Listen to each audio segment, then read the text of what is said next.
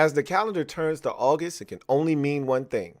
The NFL season is right around the corner. And with that in mind, the Louie T Network exclusives are back like cook crack. Choose from any of the three or all three of the LTN exclusives: Winners and Losers League, Soul Survivor Pool, Weekly Pick'em, all at your fingertips.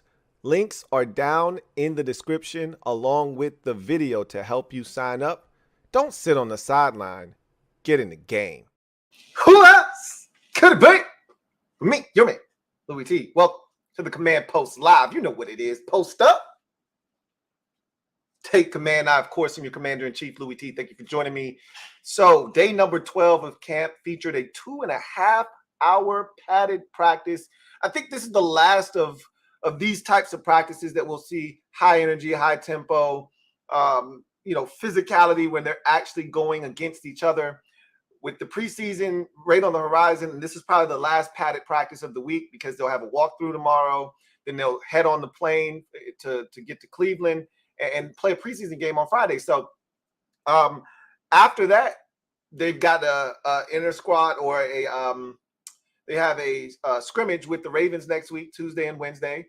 They play them on Monday Night Football next week. So I don't anticipate many more of these physical, the dog days of training camp are pretty much done. Once you get to this point, once you get to the preseason, you've pretty much gotten through the hardest part of camp where you're beating up on each other. Your friends look like enemies. Speaking of which, we had a little bit of friendly fire today from Ron Rivera.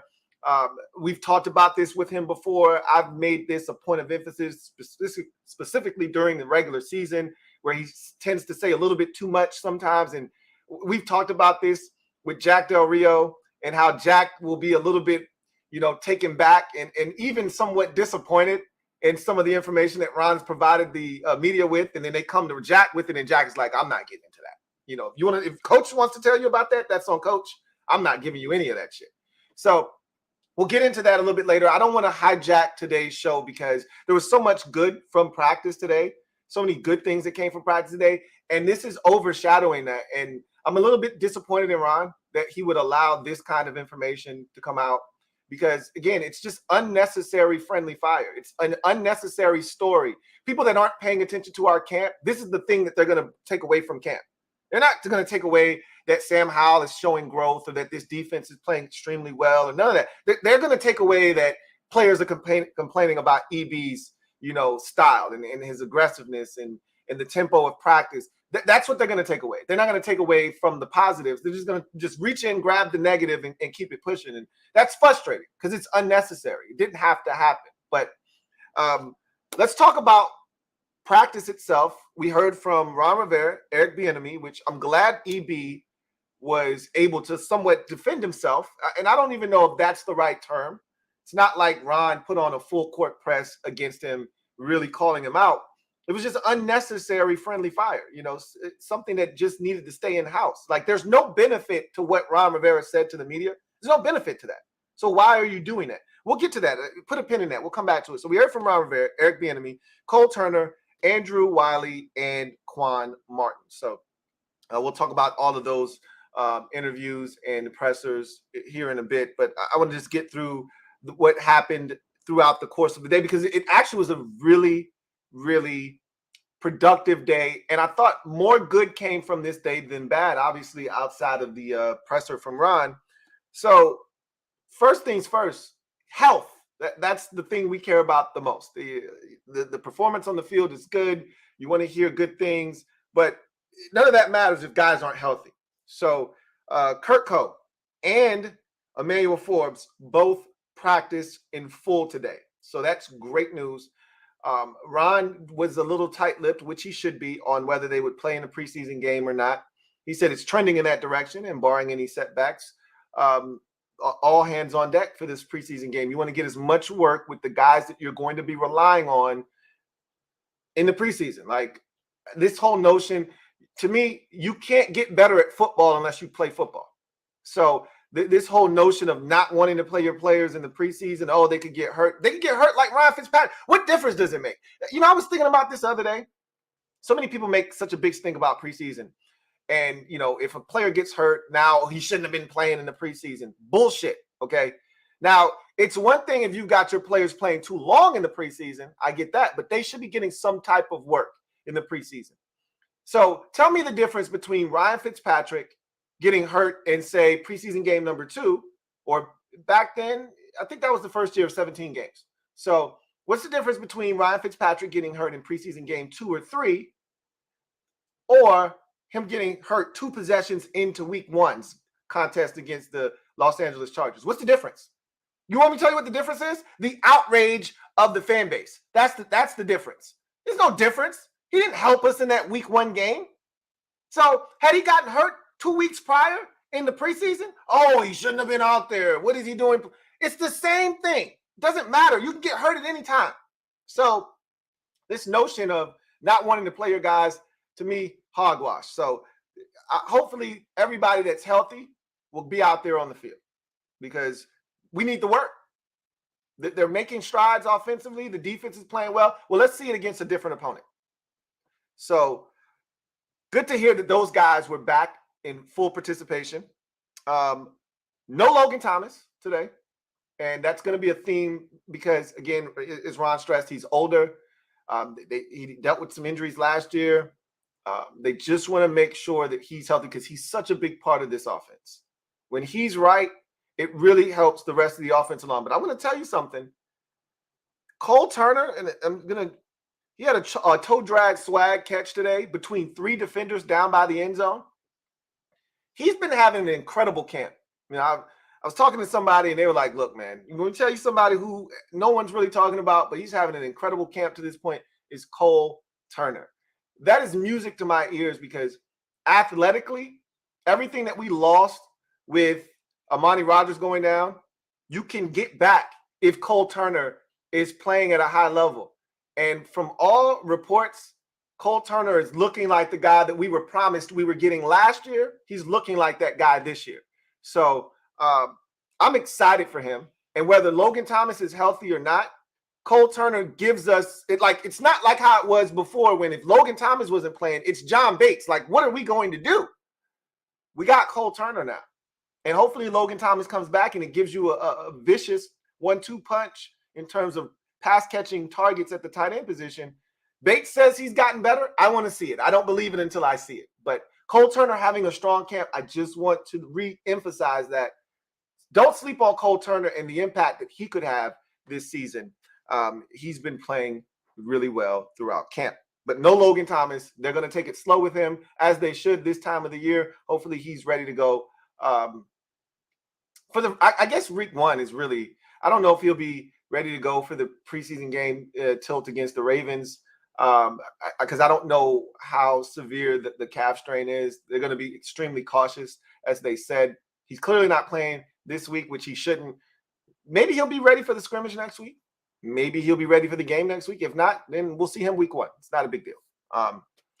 So Washington signed a punter, Colby Wadman.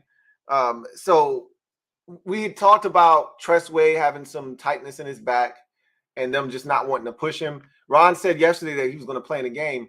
He clarified that he's going to be holding in the game because he is the primary holder, and they want that operation to stay intact. So he'll be holding during the game on Friday, but he won't be doing any of the punting. Colby Wadman will be doing all of the punting during the game. So it'll give a young kicker an opportunity to show what he can do around the league and maybe land a job somewhere else. But shouldn't be too serious with Tress moving forward. Ron said everything is progressing nicely. They just don't want to put him out there and have him, re-aggravated or exacerbated. Just let it continue to heal. He'll be doing nothing but holding on those snaps. And remember, he talked about the intricacies of holding the ball for Joey Slye versus holding it for Michael Badgley. So, only he knows that. Badgley likes it straight up, slightly tilted to the right, and Joey Slye likes that bad boy tilted, all the way back or whatever he said. So, yeah, he'll be holding, but they did sign a punter. No worries there. Chris Paul. So Sadiq Charles is officially back. Took reps with the ones in indie drills. Okay. So Chris Paul is still getting all of the first team reps when it's team periods. Okay.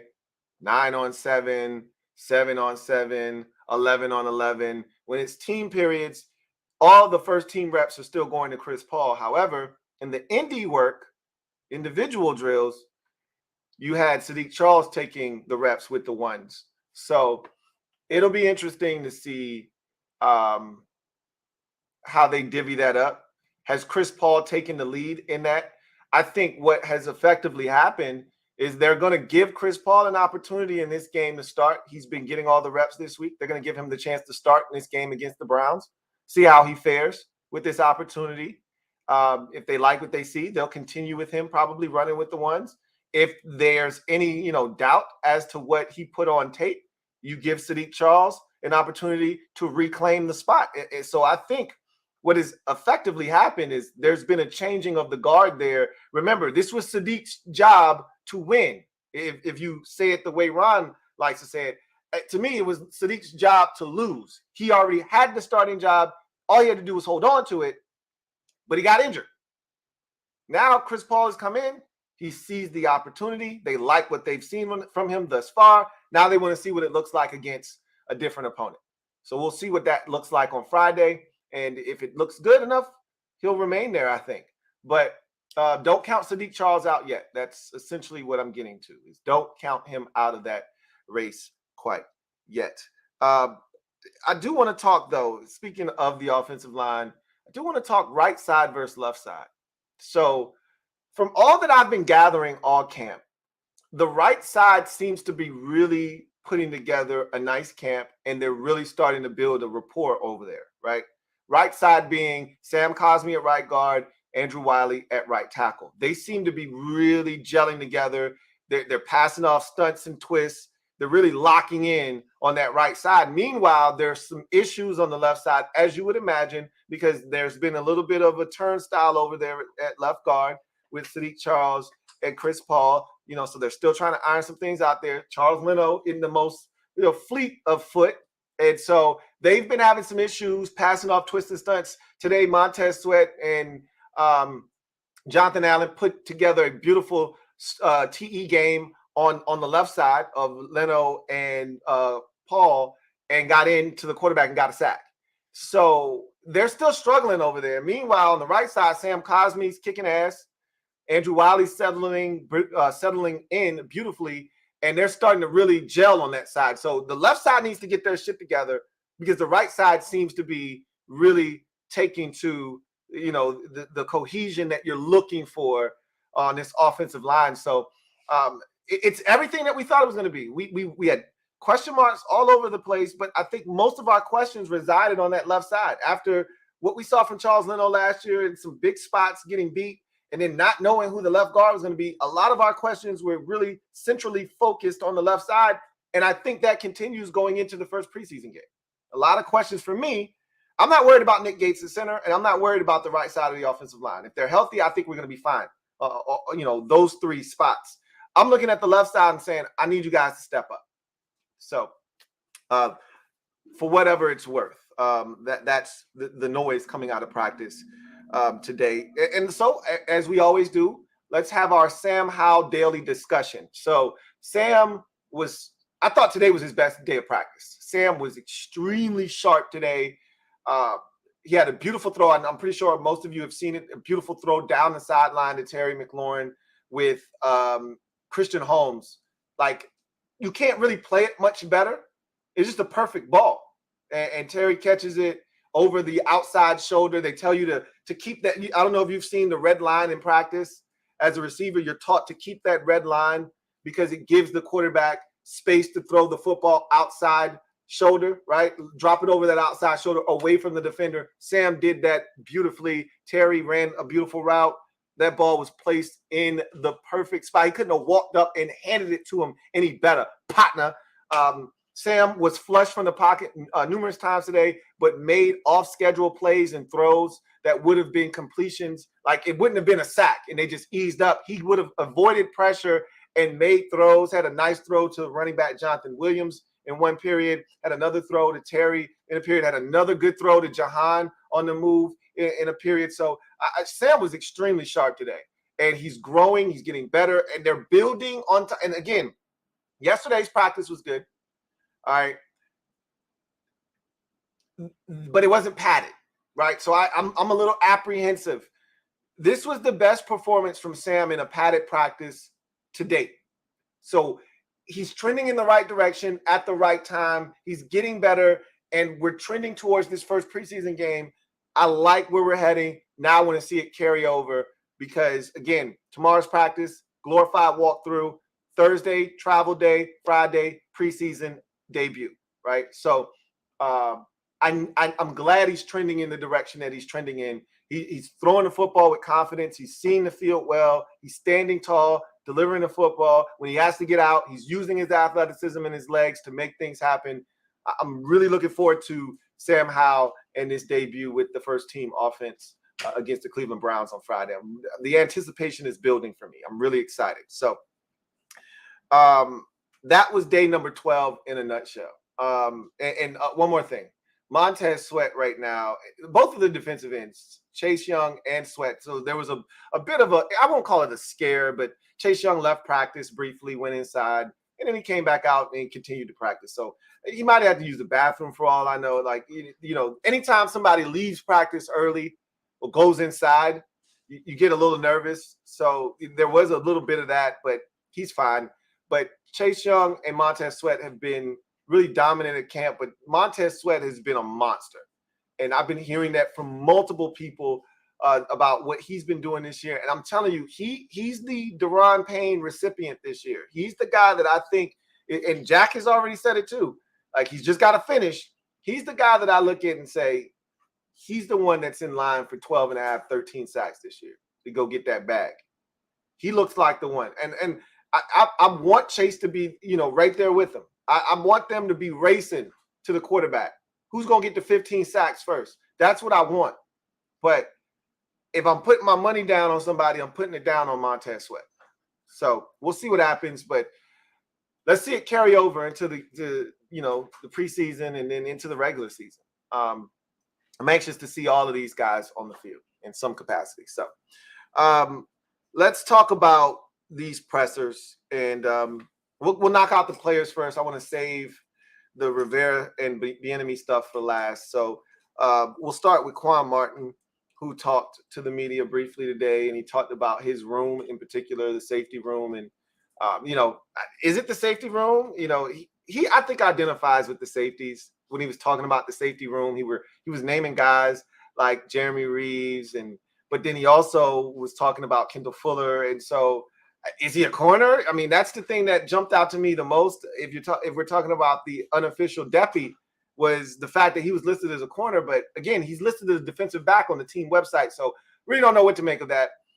He's probably in both rooms, because he's a DB, probably in the safety meetings, in the DB, in the cornerback meetings as well. But at the end of the day, I think that, and if I'm not mistaken, the DBs are all together anyway. I think it's just one big room. I don't think they separate them corners and safeties. I think it's just one DB room. Like, you don't have a cornerbacks coach and a safeties coach. You have a defensive backs coach. So anyway, I digress. He talked about the growth that he's had and how it's been really fast-paced and how he's had to kind of pick up everything. Ron even alluded to that, talking about how smart of a football player he is and how he's been able to pick up on some of these things and been able to get up to speed, as far as the defense, because again, this is a veteran defense. I've made the point already. Outside of three guys, this group has been together for, at a bare minimum, 2 years. Most of the guys 3 or more, right? So only Barton, Forbes, and Martin are your 3 guys that haven't been on this defense with Jack for the last 2, 3, or 4 years. So it's a veteran defense, and everything is trending towards them finally hitting their peak, or at least hitting their stride. And these guys got to catch up. They're not going to wait for them. They got to catch up to where everyone else is. And he talked about some of these veterans that are kind of helping him in that process and how he's, enjoying the process. But, as you hear with a lot of players, he's ready to hit somebody else, right? Hit someone from another team now. They tired of beating each other up. So Andrew Wiley talked about the improvements that are being made. He's like, look, we out here getting after it, man, and we got a point to prove. We're trying to win games. And he talked about EB, and this is when I feel like a situation has exceeded like a blip on the radar and becomes, drama, right? When players now have to answer something that you said in your press conference, now it's a problem. Now it's a distraction, which is the opposite of what you want as a coach. You don't want to be the one creating a fire, right? And now your players have to be helping with other, members of the staff to put it out. So Ron effectively did that today, whether he meant to, and you could see the moment where he realized I just effed up. When the follow-up question came, and he just said, we'll take a look at the transcript here, so you can, for those of you who didn't either hear it or haven't read it, we'll take a look at the transcript. But the last answer was so brief and like, damn, I shouldn't have said that. Too late now, you had diarrhea of the mouth, and it's out there. But Andrew Wiley, that's his guy. EB's his guy. Part of the reason he's here in Washington is because of EB. And so, of course, he went to bat for his guy. He's like, look, man, EB is a coach that cares. He's loud, he's demonstrative, but he just wants the best, and he's going to push for the best. And I think what the guys are realizing right now is that he ain't going to change. So either you get on board or don't. But that's who he is, and he's not changing for anyone. And he's going to hold you accountable, and he's going to try to get the best out of each and every single one of us, and that's why we love EB. So Andrew Wiley wasn't having that shit. Cole Turner kind of doubled down. He's like, look, man, I grew up with coaches like that my entire life. He said, my dad was my coach. My uncle was my coach. One of my coaches is friends with EB. They was like, oh, really? How'd that come about? He's like, yeah, they crossed paths at UCLA. Remember, EB was a coach in the late 90s at UCLA. And so he said, yeah, they crossed paths at UCLA. And so they got a lot of the same, attributes and qualities. They kind of think the same way. So I'm used to this, and I'm not offended by it. I think that kind of coaching brings the best out of, players, but, to each its own. So Cole was like, yeah, that shit don't bother me none. Like, I'm used to it. And, it just depends on who you talk to and how you've been coached. Some guys, like, I can tell you, Jahan Dotson, he's not really with all the screaming and shit. Like, I can tell by his, response, but he loves EB. And he's already said it multiple times, like, EB just wants the best out of all of us. But you can tell when he responded, like, I ain't for all the screaming and shit. Like, you ain't got to scream at me to get your point across. And there are some people that are like that, right? And that's part of learning who your players are. But, EB throws a blanket over it and like, look, this is how it's going to be. But, I thought Nikki Javala did a really good job of pointing this out, like providing context, right? And I'm going to get to the topic. I know I'll keep talking around it and I haven't actually addressed it yet. You guys probably already know what I'm talking about, but for those of you who don't, just bear with me. Nikki Javala made a great point. She provided context to all of this because she was the one who asked the question that caused this, firestorm. It's not her fault. She's just doing her job. It's not her job to know what the response is going to be. It's her job to ask the question. It's Ron's job to deflect or to answer it in a way that keeps everything in-house. It's not her job to not ask the question. So for those of you trying to get on the media about this, no, this isn't a media issue. So she asked the question and she provided context. She said, look, EB is out there yelling. He is the loudest one. But you know what? He's also the only one that's praising these players, telling them when they're doing a good job, patting them on the back, slapping them on their ass and saying, hey, great job, when they are doing the right thing. So it goes both ways. When they're effing up, he's letting them know. But when they're doing the right thing, when they're doing it the right way, when they're making those positive strides, he's also giving them positive reinforcement. So don't leave that part out either. So, and John Kahn followed behind that tweet, quoted it and said, this is very true. So I just want to make sure that every angle of this is being portrayed the right way, right? Like you're not looking at it from one side and you're not getting the full picture. So I appreciate Nikki for putting that out there. But in any event, let's get to Ron, and because Ron had a lot to say. That wasn't the only thing. That just was, and it was at the very end of the presser. Like Ron was doing well for 10 minutes, and then he effed up in the final 2 minutes of the presser. So he started out the presser by telling the media that Tressway is playing in this game, but he's just holding. They brought on Colby Wadman to punt on Friday, and Tress will just be the holder to keep that operation intact, not bring a new guy in here and kind of F things up for Joey and Michael Badgley. So Tress will be holding, but he's not going to actually play in the game. He spoke about some of the players that were dealing with injuries. I talked about this already. Curtis back, full participant. Emmanuel Forbes back, full participant. I mean, he practiced yesterday, but remember, I told you yesterday was not a glorified walkthrough, but it was just shells. Excuse me. So you had to take that with a grain of salt. So today is full padded practice. You're getting after it, 2.5 hours. This is the real deal. This is legit. And for those guys to be out there in that environment shows that those guys are good. Talked about Logan Thomas and said, hey, we're not going to rush it. It's kind of the same thing he's been reiterating the last couple of days. So there was nothing really new there to gain. He talked about the preseason and how they're going to go about the preseason. And he mentioned, like, they're going to sit down and talk about the playing time and how it's going to be divvied up and what they're going to do with the playing time. And I think that's important to kind of figure out how much work they truly need.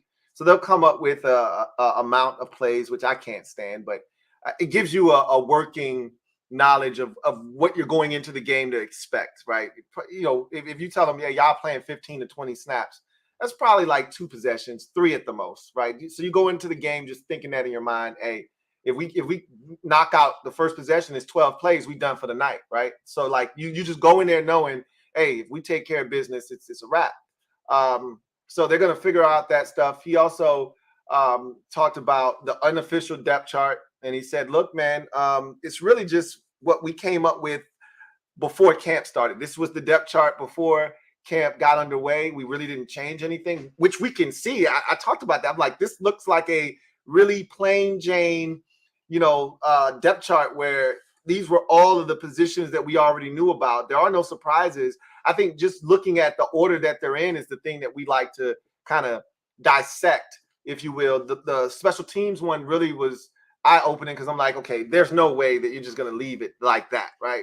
But other guys have to step up and force them to change the order of that. So he spoke about that and said, look, he didn't do the thing that I thought he was going to do, which is, oh, we don't have anything to do with it. He actually said, no, we put that together, but that was before camp. Like, we didn't alter it or do anything to it. That was before camp, and we just put it out. First game's coming up. He said, and some guys had some things to say about it. They may not be happy where they're listed on the depth chart. Again, Ron didn't need to provide that information to us, but he decided to anyway. That's fine. It's not a big deal because guys are going to be mad when they look at the depth chart and they're, fourth string, right? That's a bitter pill to swallow if you think you've been putting in work this entire time.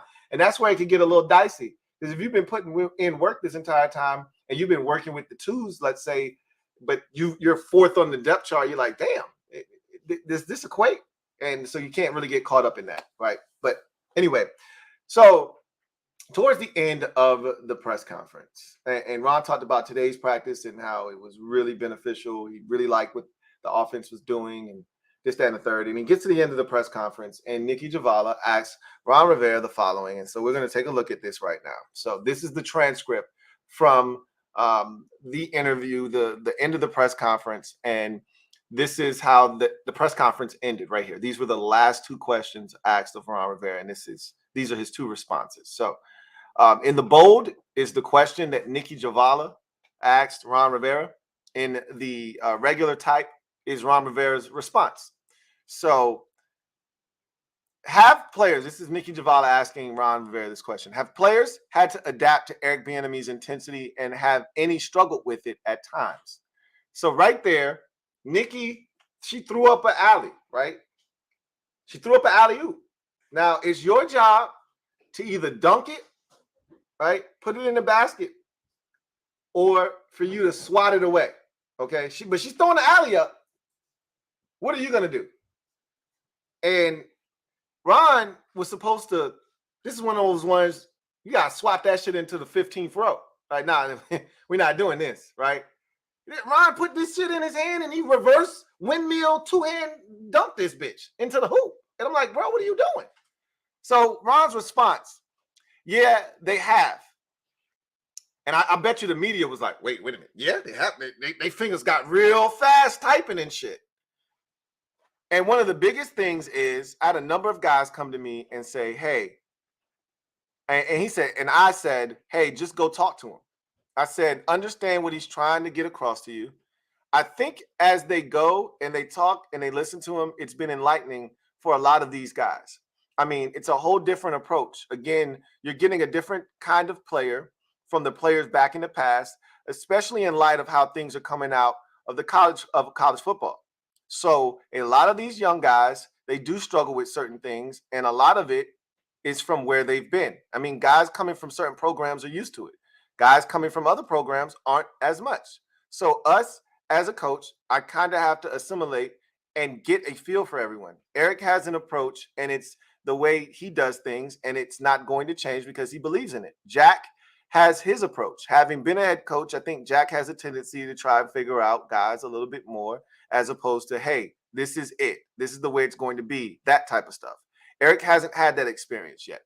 So following up that response, Nikki asks, when they came to you, it's just they felt like Eric was riding them too hard? And Ron said, well, they were just a little concerned. And that's when he realized, shit, I just opened Pandora's box, didn't I? Yeah, you did. That's why that response was, that short and succinct. Well, they were just a little concerned. I already said too much. Now I can't elaborate.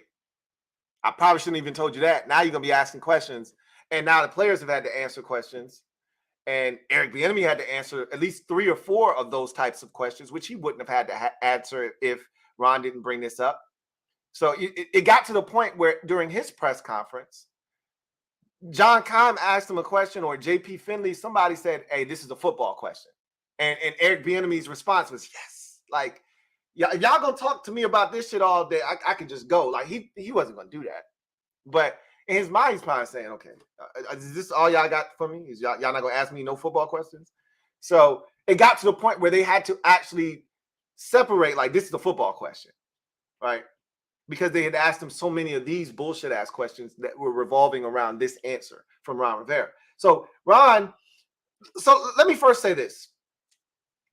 Let me make sure that we're on the same page.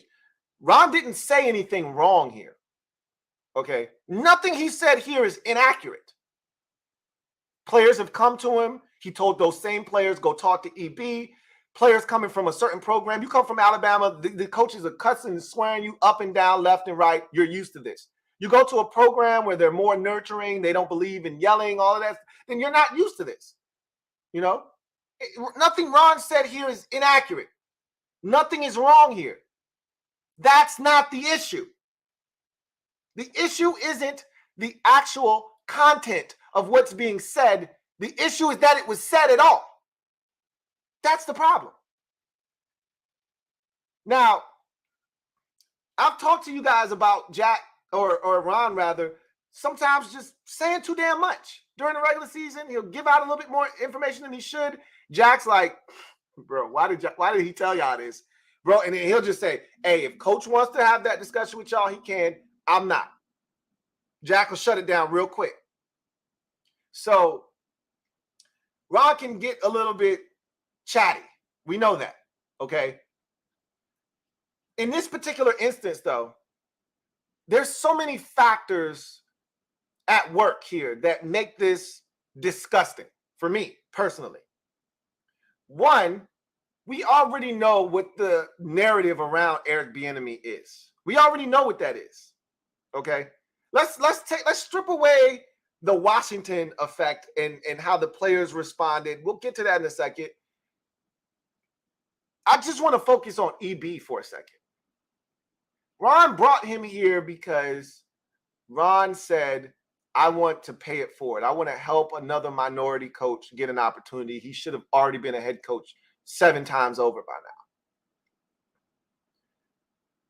if you really truly want to help Eric Bieniemy out, you can't do things like this. You can't say things like this.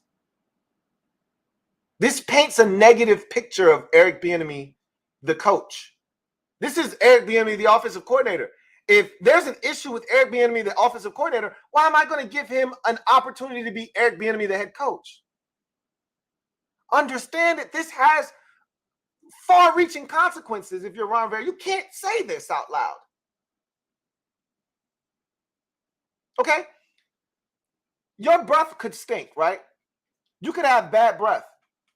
And everybody knows it. But guess what? I don't need to embarrass you by telling everybody that your breath stinks out loud. We can all live in the same house. You have a bladder issue, right? You have a bladder control issue. You wet the bed. You're 27 years old, but you still wet the bed. Nobody else knows this except us in the house.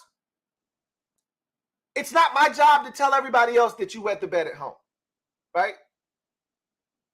We know that you wet the bed, but everybody else doesn't need to know that. That's our business, right? You don't want everybody else knowing that. That's akin to what just happened here. Is nothing he said was false. He just didn't need to say it. That's not anybody else's business. That stays in house. And what you're effectively doing is you're putting this narrative that Eric Bieniemy is trying to put to rest, that he can't be head coaching material because all these teams have passed him over. You're adding fuel to that narrative. And in my mind, I'm saying, we keep coming at Ron, and I keep telling y'all, Ron is not a dummy. Ron went to Cal Berkeley. Ron is not stupid. I said, is Ron trying to sabotage this man? Like, is Ron saying, bro, I need 2 years at EB. If I throw a monkey wrench in it this year, I'll at least have him for 1 more. Like, that's not what Ron was trying to do. But this felt like a form of sabotage, if you ask me. Now, Ron said what he said. The media ran with it. They started asking players. They asked EB a bunch of questions. It's a distraction now. When it finds the practice field and players have a mic shoved in their face and Cole Turner and Andrew Wiley are answering questions based off of something Ron Rivera said, it's now a distraction. Because otherwise they wouldn't be answering those questions. So, yeah, you effed up. But let's go to the next layer of this, because there's so many layers from this. So, yeah, Ron effed up, and you're casting this negative light around a guy that's looking to be a head coach in this league. That's bullshit, Ron. Straight up. It's bullshit. That said, these players that went to Ron, right? That's bullshit too, right? Like, come on, guys. Now, somebody tried to clean it up and say that it was more about the tempo and less about him actually being aggressive and fussing and all of that stuff. I don't care what it was for. We haven't made the playoffs since 2020. We haven't made the playoffs with a winning record since 2015. Okay? What the hell are you complaining about? We are losers over here. Perennial losers over here. EB is coming in and he's trying to help change the culture to that of a winning one. He came from a program where they won every year. They didn't just win, they won big. 5 straight AFC championship games, 3 Super Bowl appearances, and 2 wins. Okay? So they're just not winning. They're winning at the highest levels possible in the sport. And the thing that he contributed to those Super Bowl victories, to those AFC championship appearances, was accountability. Being the muscle. If Andy Reid wanted to talk about hamburgers all goddamn day, EB was the one over there flexing the muscle and making sure dudes did the shit they were supposed to do every single day. And Ron said, look, that's not who I am. That's not my personality. Clearly it's not. And that's okay. But that is Eric Bieniemy's personality, and that shit gets results. You don't like it? Take your ass to church. As a wise man once told me, you looking for some mercy? Take your ass to church. We out here to play football. So for those players that were complaining, and look, I just need you to understand, this shit happens all the time. You don't think players go to coaches, staff members, and complain about other coaches? They do this all the time. Remember when Marty Schottenheimer came here in 2001? What did Bruce Smith? What did Darryl Green? What did all the veterans say? Look, if this man's going to be here, Darryl Green said he was retiring after the season. Before the season started because of training camp with Marty Schottenheimer. And then Marty retires and Darryl says, or not retires, he gets fired. And Darryl Green says, I'll play one more year, man. You don't think players, when somebody comes in and they drop the hammer down and they make shit tough, and you used to a club atmosphere at camp, and somebody comes in here and they switches up the game, you don't think players get pissed off about that shit, especially the veterans? Yeah, right. I guarantee you it wasn't no young dudes. It was some veterans in there that were complaining. That's my guess. And I'm not going to sit here and play the game of who was doing the complaining. But it had to be some veterans. Young dudes don't know no better. They don't care. They're just trying to get a job. They'll do whatever. They're not in a position to complain. It's always veterans when it comes to stuff like this. Because they've been to enough training camps to see how they work.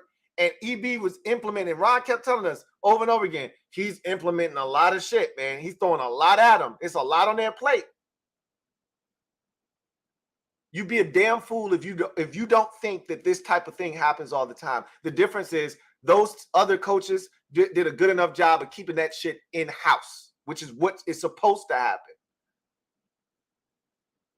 I remember a couple of years ago, Matt Patricia having the same problem with the Lions, right? He goes over there. Lions are perennial losers. He's looking to bring in that Belichick model of doing things the Patriot way, if you will.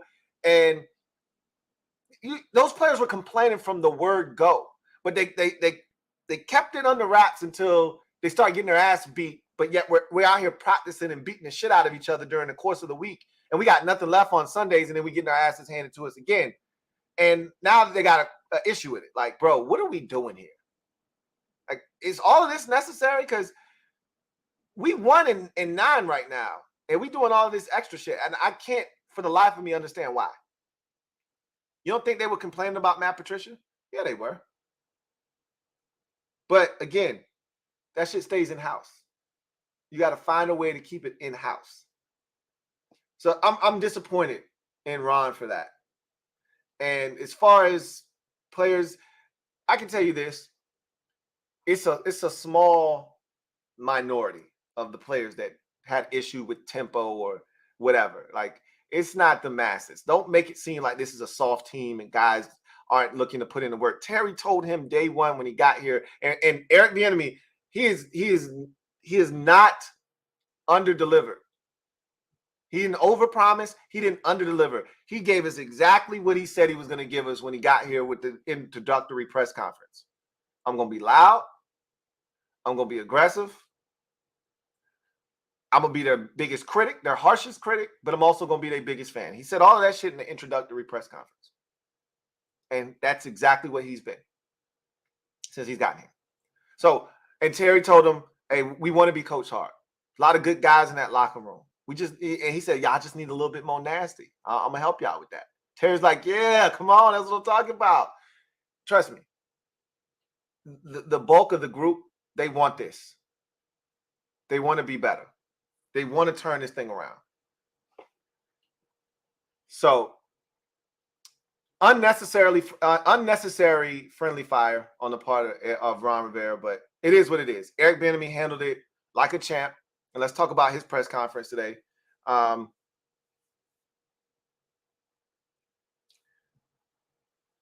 So he talked about, of course, what Ron had to say. So he had to pretty much say, look, this is who I am.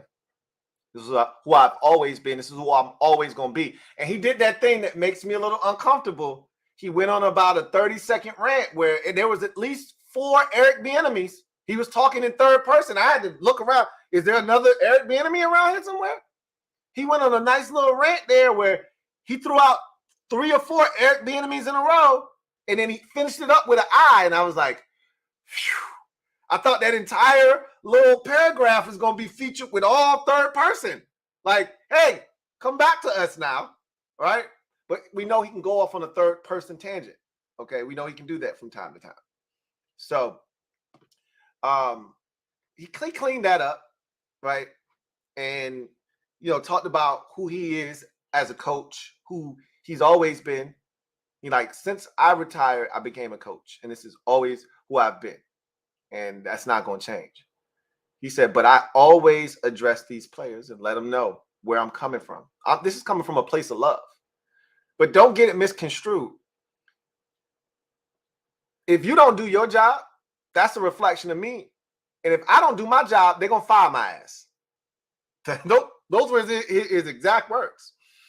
So he's like, look, so many times guys get caught up in the individualism of the game.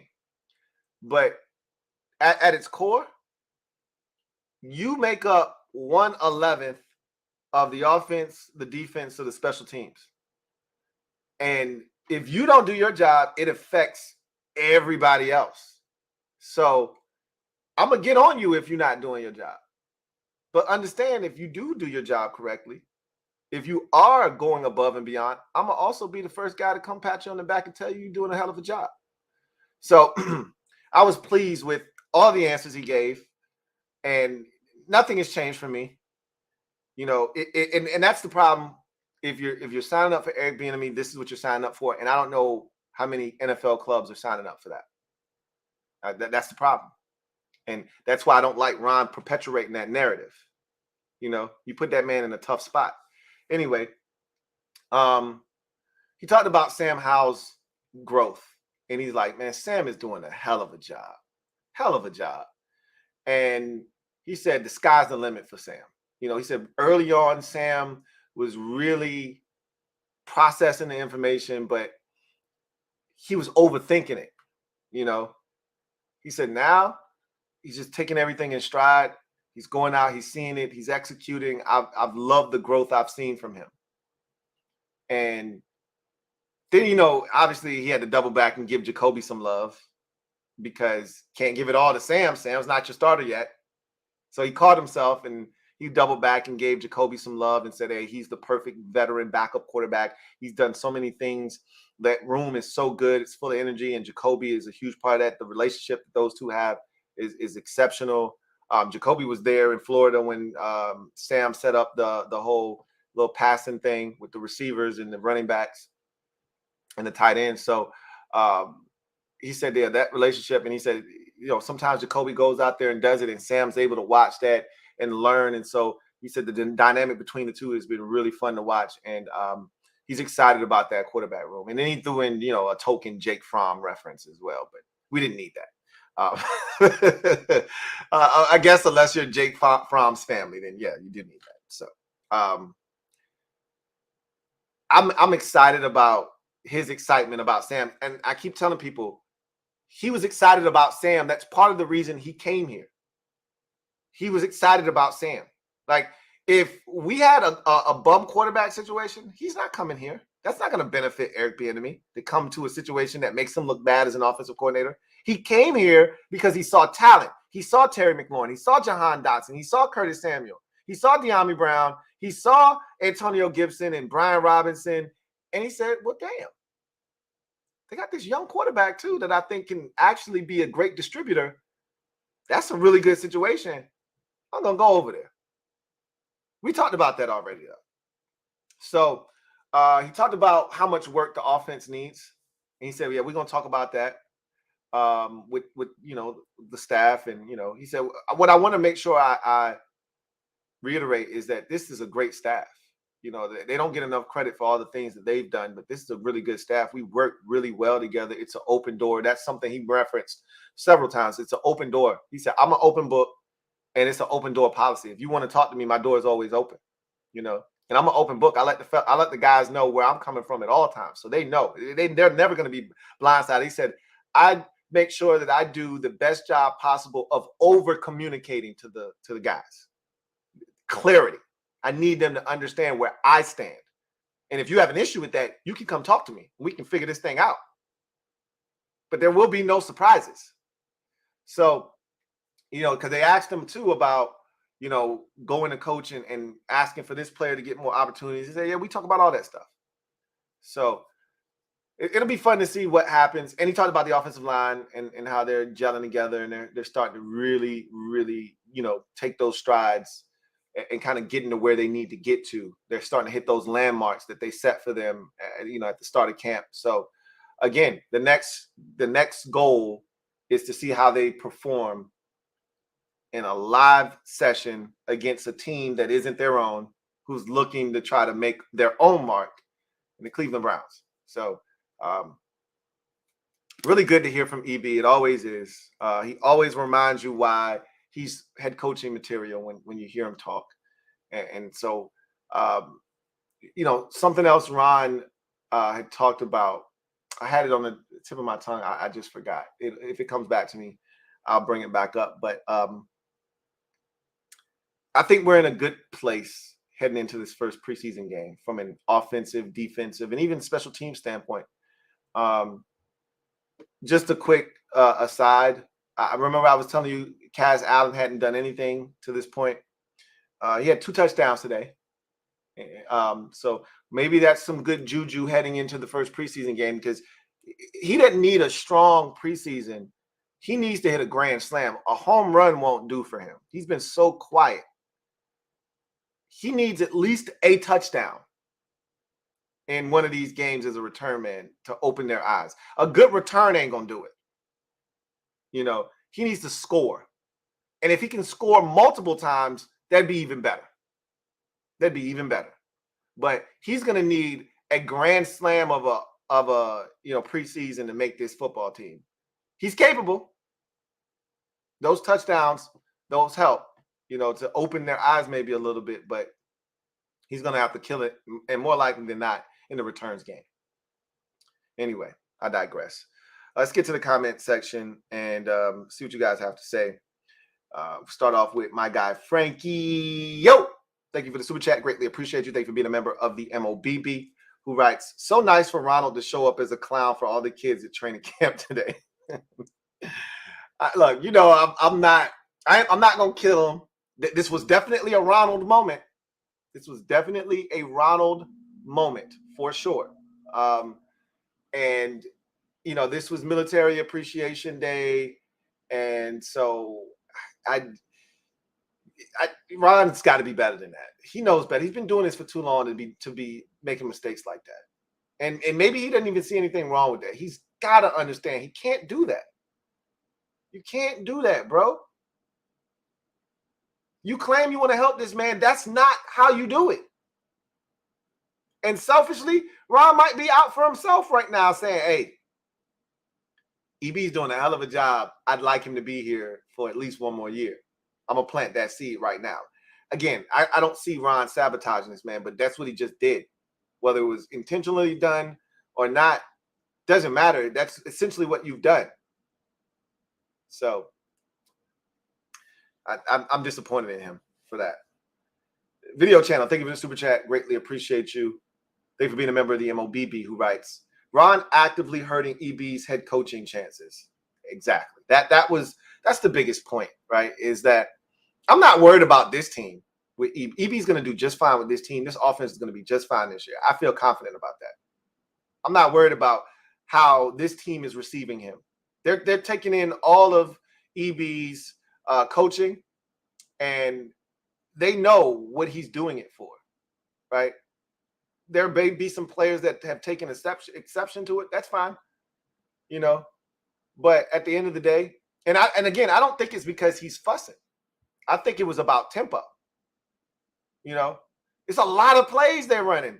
He's fussing at guys for walking. Remember I told you Nikki Javalas, she made an astute observation like, hey, ain't no standing around in camp this year. Everybody's always doing something. They're maximizing. But you got to understand, when you out there for 2.5 hours, it's hot.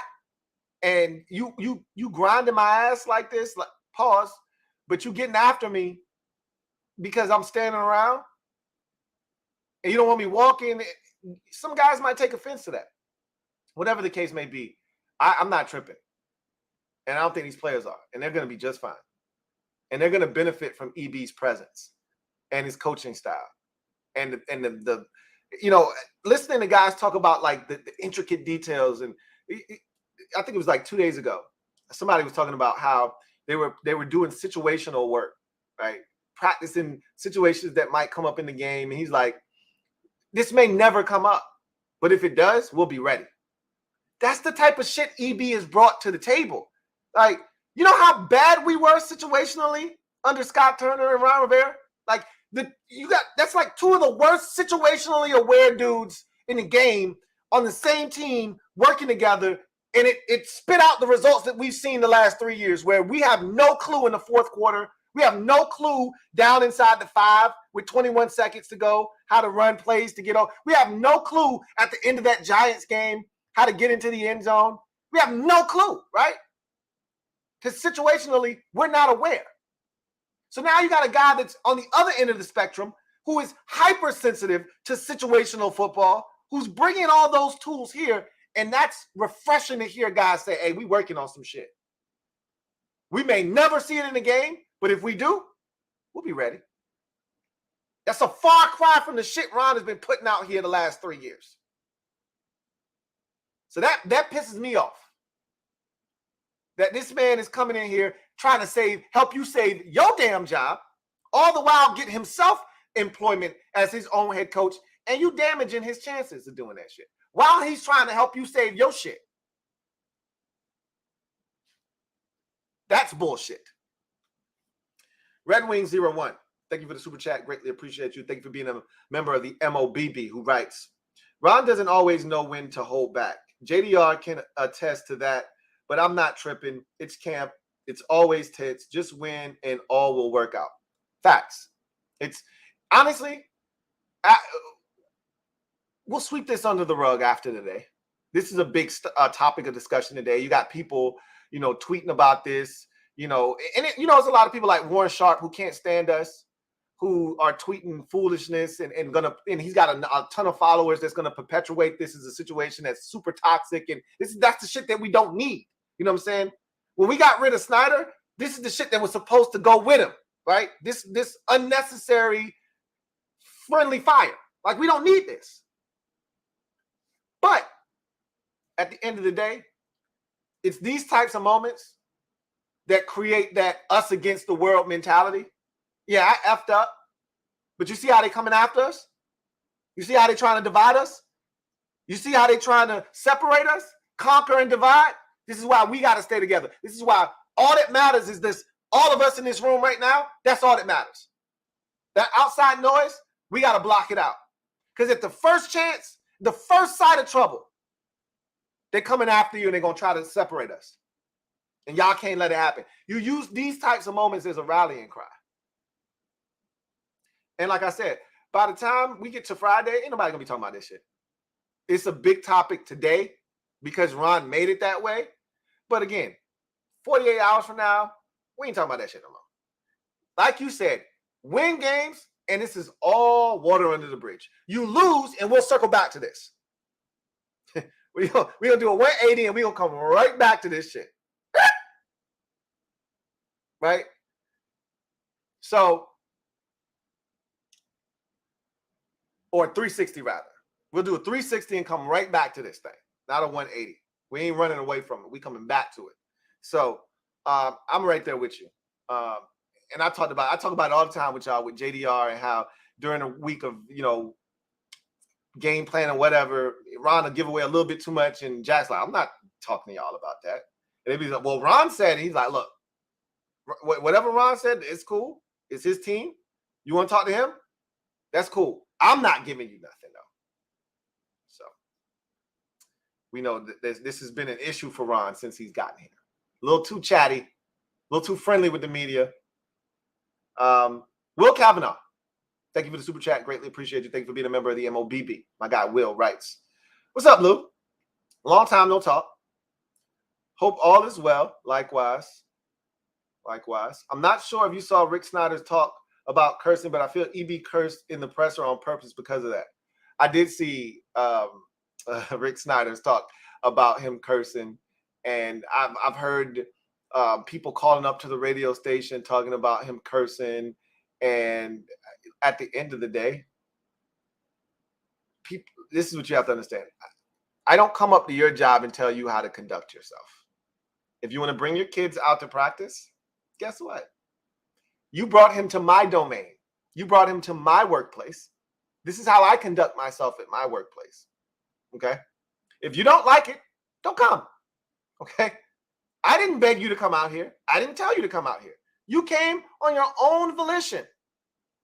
So what you get is what you get. You don't want your kids hearing that? Don't bring them. It's not my job to teach your kids what's right and what's wrong. I never said I was a role model. I'm coming out here and I have a job to do. And I'm going to do it to the best of my abilities. And if this is how I see fit of getting that job done, that's what I'm going to do. So if you don't like what I said, teach your kid that that's not the right thing to say. Anyway, I don't think he did that on purpose. Like, there were a couple that he said on purpose because he apologized before he said it, and then he said it, right? But it's just who he is. Some people just have sailor mouths, right? They just can't help themselves. Every other word is a curse word. It's okay. I know people just like him. Okay. When he gets passionate, he's gonna cuss. It is what it is. I think one or two of them might have been intentionally done, but I don't think it had anything to do with Rick Snyder and what he said. I think there's just, I think that's just who he is at his core. Super duper DB GOAT. Thank you for the super chat. Greatly appreciate you. Who writes, we've seen what a lack of intensity and accountability has gotten us. What have players on this team accomplished to say EB is doing too much? Man up. And I think that's like, I retweeted a tweet from Sam Weish, who I respect. And that was essentially his message. I remember Ron having a similar message when he came to the Panthers when they were 2-14 and he took over. That's the year they got Cam Newton #1 overall. And he came in and some guys didn't like some of the changes he was making and some of the things he was doing. And he said, you guys were 2-14 last year. You want to keep doing it that way? Go right ahead. I won't be here for that. But if you want to win, then you got to do it my way. That shit y'all were doing before wasn't working. So if anybody knows how that goes, it should be Ron, because he's told that story multiple times. What have we won here with you, with Scott Turner? What have we won here with you? And this and your approach? Nothing, not a damn thing. So we're going to try something different. I told you, Ron is trying something different. This is not how he does business. This camp hasn't been how he's conducted camp in the past. How EB talks to players isn't how he conducts himself. The most emotion you get out of Ron on the sideline is, you know, you might get a little grin, but you get a little golf clap. And again, I've already said, that's fine. You don't have to be rah-rah running down the sideline, somebody get a pick six. You don't have to be chasing them to the end zone. You don't have to be Sean McVay. All right? You don't have to be one of these colorful, animated coaches to get your job done. That ain't what Bill Belichick doing. But at the same time, if the shit you doing ain't working and somebody else is coming in and doing it a different way, like you said, everybody got to man the hell up. Because clearly what y'all was doing before, shit ain't getting it done.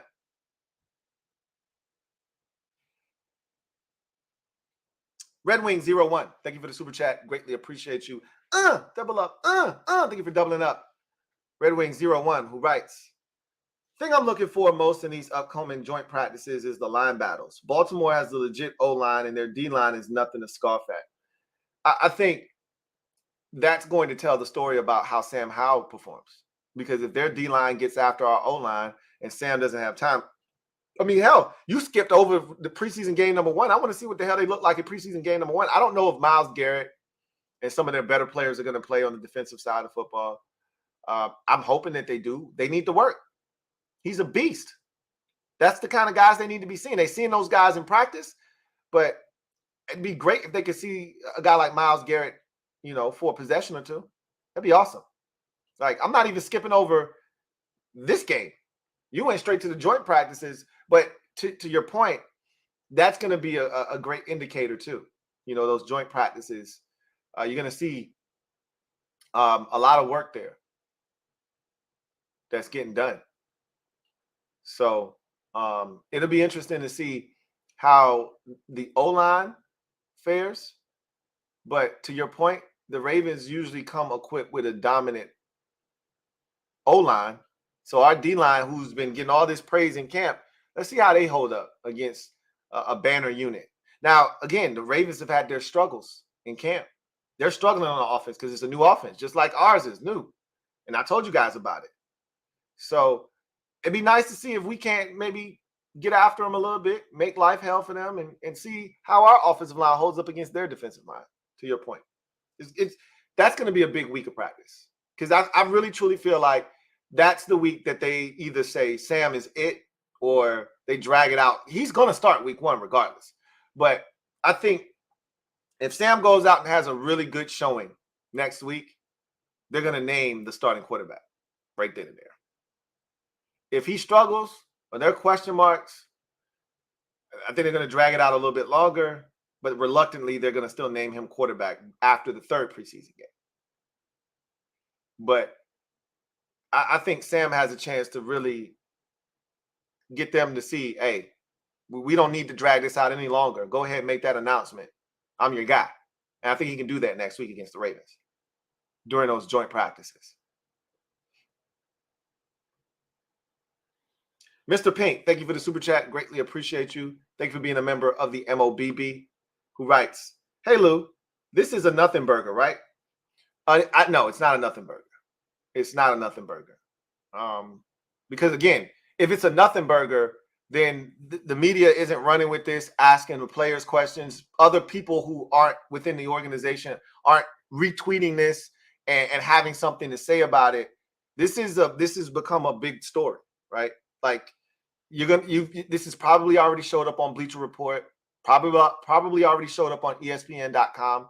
Like, once you hit other sites, it's already past the point of a nothing burger. Now, we've taken a bite out of this thing. It tastes disgusting. It's not a nothing burger. So is it a really big deal? No. I don't want to take it and extend it out to be more than what it is. Like I told you, by Friday, we won't even be talking about this anymore. Okay? But right now, yeah, it's a big effing deal. Okay? Frankie, yo, thank you for the super chat. Greatly appreciate you.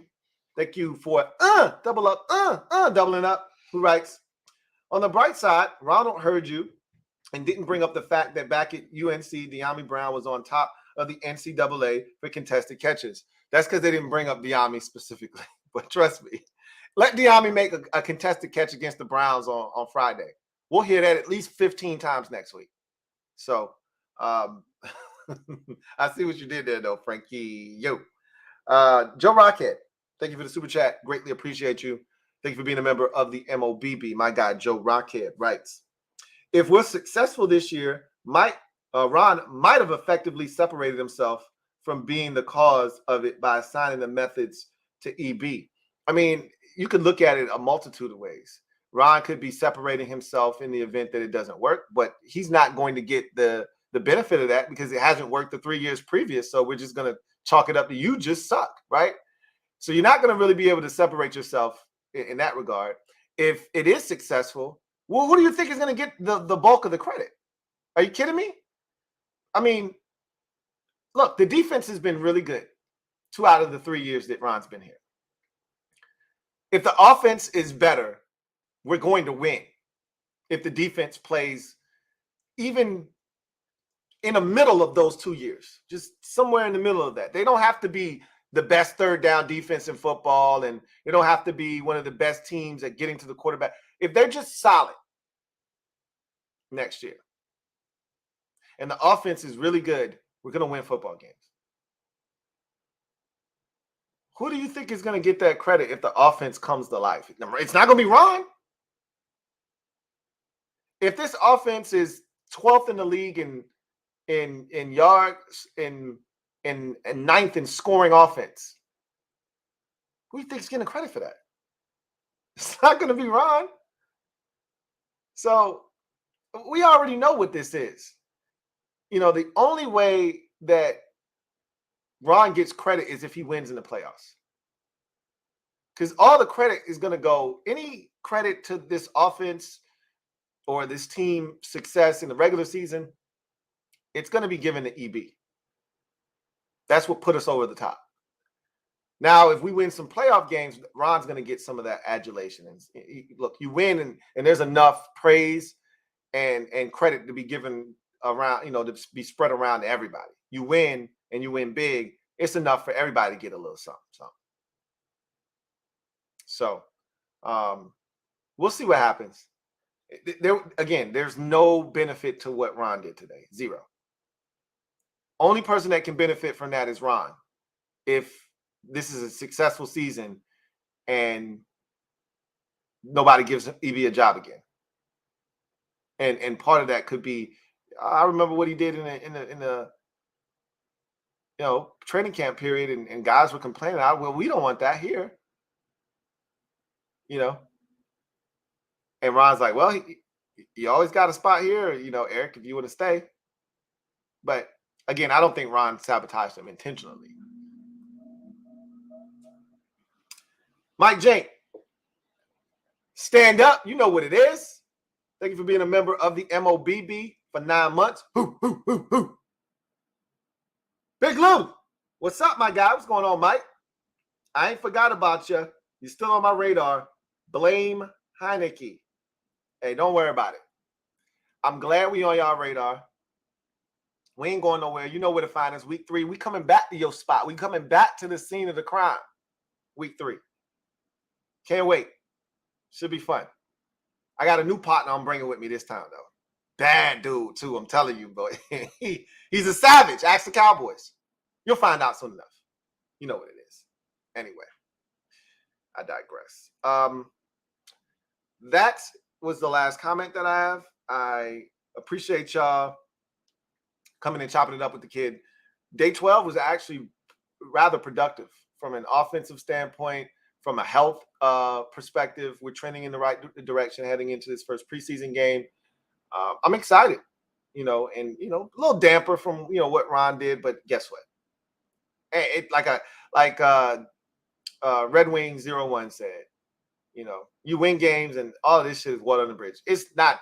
It's really, for today, a big deal. Tomorrow, we won't even be talking about this shit no more. A whole new cycle will come in, sweep that shit out of the way, and we'll be talking about something else totally different. So it just was unnecessary. That's all. Unnecessarily friendly fire. Unnecessary friendly fire is what it was.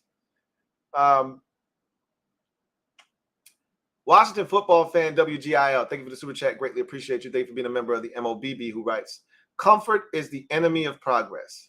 A wise man once said. Truer words have never been spoken. And EB kind of brought that up in the presser today. He's like, look, I'm not here to make them comfortable. All right. I'm here to make sure that they're prepared. So, yeah. Some of them dudes were real comfortable. And that's probably why they was complaining to Ron, because they were uncomfortable. That's how you get shit done. I always tell people, leave your comfort zone. Expand your bubble, because as humans, we like to stay where it's comfortable. Leave your comfort zone. Try something different. Expand. You have to learn to be comfortable in uncomfortable situations. Anyway, I digress. That's going to do it for me, your man Louie T, here on this installment of the Command Post Live as we continue to document training camp, day number 12 in the books. Little unnecessary drama from Ron, nothing we can't handle. We keep pushing forward. Y'all know what it is. Post up. Take command. I look forward to chopping it up with y'all down the line, whether it's tomorrow. Got a podcast coming. I don't know if it's going to be today or tomorrow. I'm still kind of deciding on what to do because I'm going to start this series where I start breaking down all the divisions and giving my predictions. So I probably should start that tomorrow. So I will. That'll be a tomorrow thing. We'll jump in tomorrow and Friday with that, and you'll see me again. Now, understand that preseason starts Thursday. I think we got games on Thursday, so you're going to be seeing a lot more of me now. I'm in preseason mode as well, trying to rev up the engine and get ready for this thing called the NFL season. So I'm going to be trying to knock some of the dust off myself. So you'll be seeing a lot more of me. Trust me. Anyway, I digress. Y'all get out of here. I'll see you guys next time. Y'all know what it is. God bless. If you haven't signed up for the Louie T Network exclusives, plenty of time to do so. I'll leave the links down in the comment section of this video, and I will pin it. So if you want access to those, click the link, sign up, pay your registration fee. Let's have some fun. Anyway, y'all know what it is. See y'all next time. Peace. As the calendar turns to August, it can only mean one thing. The NFL season is right around the corner.